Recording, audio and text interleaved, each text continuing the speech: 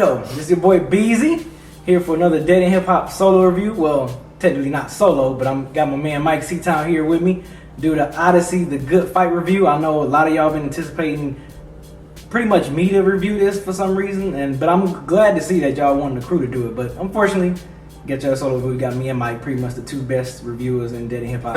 No shade, no shade. Fuck y'all bitches. Y'all light skinned hoes. Fuck them light skinned hoes. Dark skinned men up in here. Yeah, we on that Onyx shit. That's right. What was that song? I forget how it goes down. What was it? Which one? Didn't they have one like a dark skinned niggas anthem or something like that? Oh, I forget how it goes though. It was so long ago. If y'all see in the comment section, please, because I need to play that shit. Yeah. Dark skinned niggas up here. It was something like dark skinned niggas anthem. Anyway. Right. So, I did the Def Grips review for my man Myke Ctown on this channel. So I reached out to him and said, hey, do Oddisee on my channel. So here it is, Oddisee, the Good Fight, Ctown. I think since I kicked it off on the Def Grips, I'll let you kick it off on.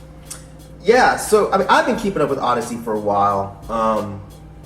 He's one of those rappers that I kind of think he's kind of even keel. Like, he hasn't put anything out that's really been bad at all, and he hasn't put anything out that's really made me go, oh my fucking god, like this is the best thing I've ever heard. He just always consistently puts out great albums. With this one, when I first saw the album cover, I was like, okay, this is actually really interesting, because the album cover is really dope, even though it's really simplistic. So I was like, let me check this shit out. And this is a good album. I like what Oddisee did with this particular project. I like how he used these jazzy soul sounds throughout the entire thing.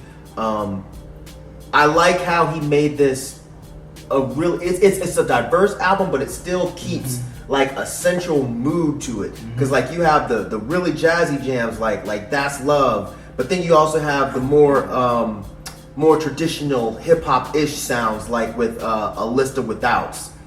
But I gotta say, my favorite jam on the whole album was Counterclockwise. You like that one? Man, I love that song. Really? I love that song, because I like the almost bebop sound of the track, and I like what he's doing. Yeah! It's just cool. It's just smooth and cool. And I like how he's like almost singing. He's like rhyming / almost singing on it. Yeah. And I almost wish he would do that throughout the whole project. Really? Yeah, because I like that sound from him.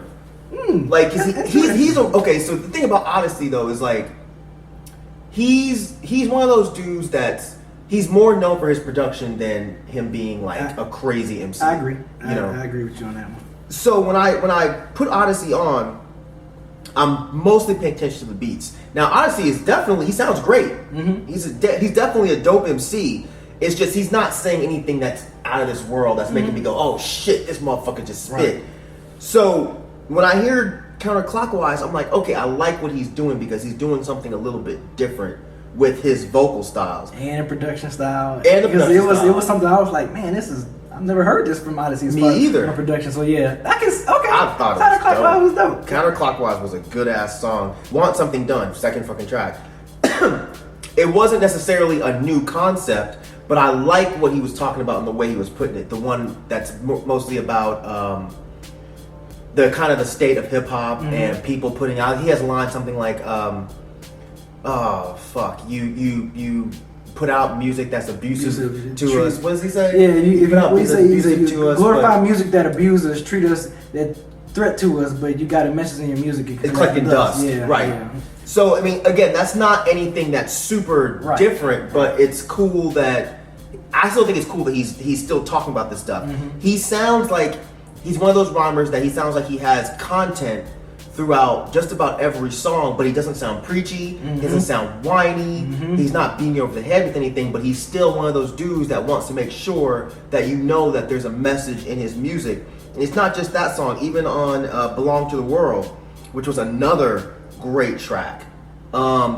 He's talking about that. He throws a couple lines in there. I can't remember them right now, but one thing I also noticed about this album is just about every song could be a single. Like every song is strong. Wow. Yeah. And, I mean, I definitely think that if he was gonna do a single, I think he did do Counterclockwise as a single. No, and a video, right? Yeah, he did a video for Counterclockwise, but the first single without the video was That's Love. That was the first single. And then Counterclockwise, and I think Belong to the World. I was gonna say Belong to the World needs to be a single if it's not. Yeah. Because that song, the only song I can say that probably I could not see being a single, even though I love the track, was Worse Before Better. Because that was that real crazy free jazz kind of sound, and him and there was another guy rhyming over it, but I don't remember his name, and I wasn't familiar with him. Worse, Better, the last track, right? Yeah, his name started with a T. Yeah, I'm not familiar with him either. No disrespect, my man, but I mean he was definitely rhyming. I just can't remember his name. I love this album, man. I thought it was really well made, and I think that it's cool that he switched up his sound to do something a little bit different than what we're kind of used to from Oddisee. Yes, I agree. I fucking love this album. Oh, everybody know I love Oddisee. I've always loved Oddisee. He's really stepped up his rhyming game, I guess you want to say, because before, y'all know I love Rock Creek Park. I know you say it's projects where you be like, that's like not amazing. That's the only project. My favorite one. That's instrumental project is a project where I'm like, oh my god. But like as far as him rhyming, I've never had an album from him. I love People Hear What They See. I love that. I love Mental 101. What else I'm forgetting? I love Tangible Dream. That was like my top 5 in 2013, I believe. So yeah, I love Oddisee. I love Oddisee. But man, That's Love. The way he not, of course you hear That's Love. Oh, it's a happy old little track or whatever. He had the nice little jazzy thing going. But I love the way how he kind of flipped, how even through tough times, you can still receive love. You need love in your toughest moments, even if it's tough love. Yeah. So the way he flipped that, I thought it was cool. And the way he was just rhyming, I was like, oh my god, dude, it is an advice. And I was like, oh snap! I was like, I'm not used to that from him either. Yeah, I was, and that was the first song. I was like, wait a minute, is Oddisee about to blow me away with this? He stepped his rhyme patterns up. Yeah, he doesn't usually rhyme like that. Because on Counterclockwise he did it. On Counterclockwise he did that, and like you said, he did that singing. So and he started like, I'm like, wait a minute, is this the same Oddisee that I've always been listening to? I'm like, come on. I'm surprised you didn't mention Contradiction Maze, how he kind of talked about his struggles with kind of being mainstream, kind of still staying grounded. Still staying grounded. Yeah, I want to go to the mall and ball out or whatever, but I'm still thinking, it's like in the back. That's when he said something about he made 100 stacks last year. Yeah. That was on Contradiction Maze. That was on. It was on one of the tracks. I think it was on Fight Delays. I could be wrong. Either way, yeah. But I love Contradiction Mazes. I mean, I love the horns. That horn section on that mid-tempo horn section was dope as hell. I'm like, this dude production, and you mentioned it too when we did Diamond District. Like Oddisee's production is just like, it's crazy. It's crazy. It's like, and he showed it. He definitely showed that still on this one. So really, for this one, when I heard That's Love, I was going to this album thinking like, okay, I think Oddisee, hopefully he's gonna blow me away with the rhyming. He didn't blow me away. But it was still good overall. It was still a good, solid effort on the rhyme side. Because the production side, book covers, how he switched up, how he switched that up. Yep. See, that track and it meant when I said it was like two examples of like Oddisee, like, look, let me show y'all ain't fucking with me on these beats. You can say whatever you want to say about me on the rhymes, but on these beats, y'all can't fuck with me on these beats. And those two tracks specifically, book covers and meant what I said, it was dope.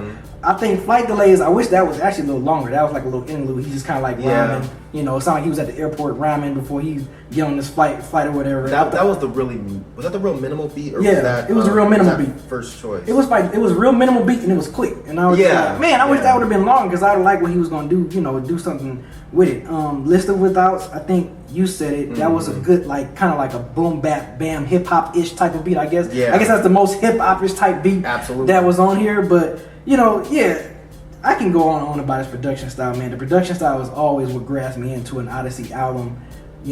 Not his instrumental album, but like the album that he's rhyming on. His production is always going to draw me in because that's what I listen to first. When I listen to an Oddisee album, I'm like, yo, this dude, what I'm gonna hear now? It's like what I'm gonna hear next on this. Just like the Diamond District. What I'm gonna hear from this, he produced the whole thing from front to back. One thing I always notice with Oddisee albums, he never have a lot of features. No, he doesn't. He holds his own, and sometimes some MCs, you can be like, well, I can only take a certain amount of album with a certain amount of tracks with this person when they doing it by themselves. Oddisee, he does a great job in keeping your attention pretty much throughout the whole album. Yep. You don't feel like, oh, okay, I'm tired of hearing Oddisee Right. now. I want to hear different MCs. He lets you forget, like, look, this is him by himself. Like, he don't need another MC to hold the torch. No, he doesn't. That's why he got Down the District, because he got YU Yeah. and XO in there to do that. So, but when he's doing his solo works, Oddisee showing you, look, I can hold my own through all my albums and still keep your attention. And I think I like about this as far as being called the good fight. I think for me, this is what I pick up from it. I think it's just him kind of really having a good fight with, I don't want to say mainstream, but just I guess the music industry in general. Like, you know, because to me, in my opinion, I think this guy should really be talked about more. I'm surprised he is not talked about more. And with his talent, he's very talented. Like I said, he's very, very talented. And why he's not brought out in the forefront, and I feel like he's fighting a good fight because he's like, well, man, I think Contradiction Maze is like a good example. He's like, man, you know, should I dumb it down a little bit? Should I go this route? Should I make these types of production, or should I still remain myself and be why I became, you know, as popular as I am? So I think the good fight, I think he really explained himself a lot on this album as far as, you know, what he was looking for to do on his album as far as a good fight and the lyrical content, his production style. He didn't go the easy route. Right. He still kept it jazzy and crazy as ever. So I love that about Oddisee. I love it. I love this album. I don't know if it's like one of my favorite albums of the year, but it's probably up there. It's gonna be interesting doing the top 5 mid-year for this year. So yeah, I'm glad you actually mentioned the whole. I didn't think about talking about that, but the whole concept of the good fight. You're absolutely right. That's definitely what it seems like. It seems like he's saying, you know, I'm going to keep fighting the good fight. I'm going to keep putting out the music I want to make. And if people pick it up, cool. And if they don't, that's cool too. But he says that throughout multiple tracks on this album, that he's basically saying, like, the music that's being put out is really not what I'm interested in. I'm going to keep doing what I'm doing, and just hopefully at some point people grab it. And I think that he can definitely do that because, you know, it actually is the first choice that I was thinking of that has the more pulled back minimal beat. That's not super detailed. But it's just dope to me that he can always make these super cohesive albums. Like even when there's a song, again, like First Choice, that is more minimal, but then you have songs that are really detailed and there's like it seems like there's a whole band behind him. It still fits. And then you have, again, like I said, the more traditional hip hop tracks, it still fits. And I think him being alone on these albums is perfect because he makes these tracks for him, and he sounds so good over his own beats. Yes. But this time I want to say, did you pick up? He almost gave me a Joe Budden feel when I listened to this album. As far as sonically, not rhyme pattern or anything, but just sonically the way his voice sounds, being a little bit more emotional too. Maybe a little bit, because this is probably his most emotional album. I will probably say out of all of them. People hear what they say. He had a couple of hits in there, but this one he kind of like let it out. Like he really let it out on this one. So maybe from that standpoint, you think the voice wise? I think vocally and sonically, he reminded me of Joe Budden. Like when he's rhyming, I was just like, oh, I hear something, and then it finally clicked, and I was like, oh, he kind of sounds a little bit like Budden. Now that's not a shot. I love the way Budden rhymes. Yeah, when Budden rhymes, Budden can go. Yeah, and just not when he's doing battles. You know, hold my time. Right. But yeah, I agree with you 100%, man. This is a great album. And I mean, I definitely think people should talk about this more because if I clicked on the radio, this is the type of music that I want to hear because it's not. The thing about him is Oddisee is not. He's progressive without being too outside of the box, and he's he's accessible without being too dumbed down or you know what I mean. Like if I clicked on the radio and I heard this type of hip hop, I'd be like, cool. You know, this is that more feel-good, accessible, it's not really bugging my ears style hip-hop, but it's still got some substance to it. And like you said, he's not too complex. So you can hear it, and it's straight, it's like straightforward rhyming. It's like, you ain't like, you gotta be like, okay, what? Yeah, wind it back. What he said? Yeah. You can listen to it and get a good feel from it, because it's simplistic, but it's still good. It's still good enough in everything. So it's not like complicated where you just be like an LP where you just be like, whoa, wait a minute, hold on. What did he say? You don't have to run to Rap Genius to figure out what he's talking about. Yeah. You know, he's saying the shit like he's almost like a Nas in that way to where the lyrics are not overly complex, but they're not too dumb to where you're just like, oh, he ain't talking about shit. Right. He's just straightforward, but he still pays attention to how he says shit. And I think that's what's really important. It's not so much what he's saying, like with an LP. It's more how he's saying it, like with a Brother Ali. You know what I mean? Just spitting the shit. Yep. So that's what I love about Oddisee. That's what I've always liked about Oddisee. Is that he's like you said, he's simplistic, but he's not too simplistic. Nope. He just wants to make sure you understand what the fuck he's talking about because he has a message. None of his albums sound the same. You can listen to people hear what they see. Sounds completely different from this. You can hear Mental 101, Tangible Dream. Sounds complete. All of his albums sound completely different. It's not like one of those, oh, okay, this is just a better version of Tangible Dream. Or like, you know, so on and so forth. Every album, he's giving you a completely different feel with the rhyming and with the production. And this is why I just like love. But do you think this one sounds more different than the other ones? Oh yeah. Because to me, this one sounded, if I put all of his albums together, this one is the ugly duckling. And not in the fact that it's bad, because it's great, but this is the album that I would say, this is the one, and maybe it's just because it just came out.